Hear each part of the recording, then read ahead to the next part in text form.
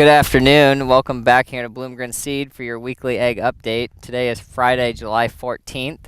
And first we'll give you an update here on our weather we've been having. We're still trending well above average on our GDU accumulation. We have to date have accumulated 1572 for our GDUs, about 100 or so units above average at this time. On the flip side of that, we're still trending well behind the average on accumulated rainfall. We should be at around 15 inches accumulated to date since that April planting date, and we're about 4.5 inches shy of that. Overall, plant health is still looking very good given the heat we've had and the lack of rainfall. So with that, on today's episode, we're going to talk about corn pollination.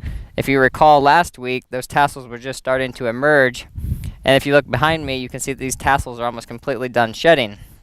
So pollen shed lasts about 5 to 7 days.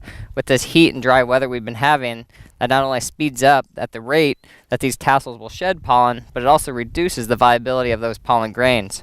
So here I have two ears that I pulled from this field behind me, and if Dane will zoom in a little bit, you can see there's a large difference between them.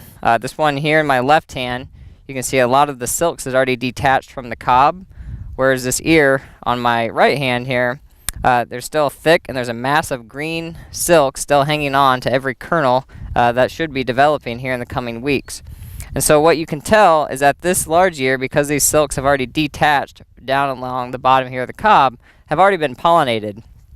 And so a successful pollination is the first step you need in order for full ear and kernel development, so you have something to harvest come fall.